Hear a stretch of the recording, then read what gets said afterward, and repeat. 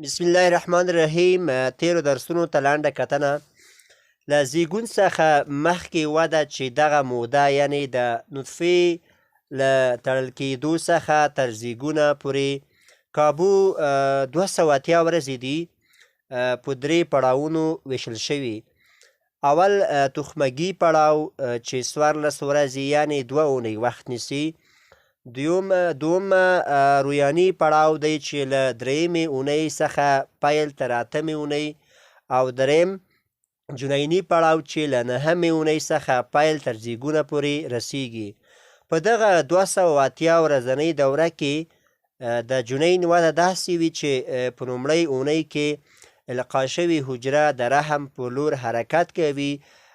دویمه اونۍ کې زایګوت د رحم په دیوال پورې نښلي. دریمه اونۍ کې سر او د بدن وروستۍ برخه تشخیص کیدای شي. څلورمه اونۍ کې خولو، زړه او ځیګر په وده پیل کوي.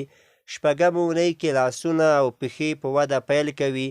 په 8مه اونۍ کې د ماهیچو وده پیلیږي او جنین کابو 25 ملي متره اوږدوالی لري.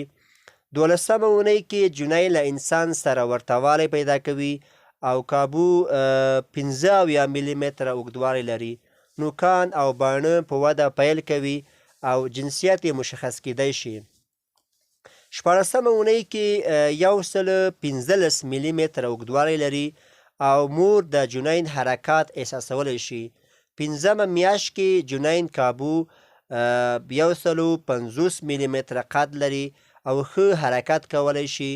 6مه میاشت کې قد کابو 250 ملي متره ته رسیږي او ژړا کولی شي. 7مه میاشت کې بوی او مزه تشخیصولی شي. د درد احساس هم کولی شي او که چیرته تولد شي د ژوندي پاتې کېدو تمه ورڅخه کیدای شي. 8مه میاشت تر زیږونه پورې جنین له رحم څخه د باندې ژوند ته ځان چمتو کوي.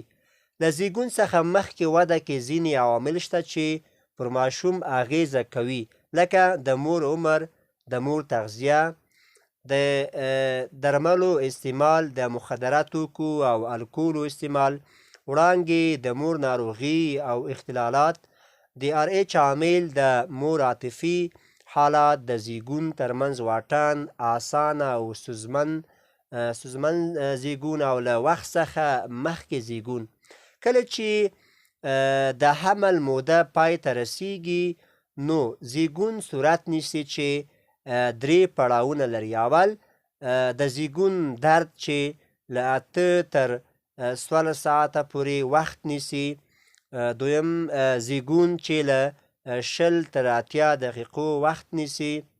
او بالاخره دریم د زیږون پای چې معمولا 20 دقیقې وخت نیسي. ډیره مننه.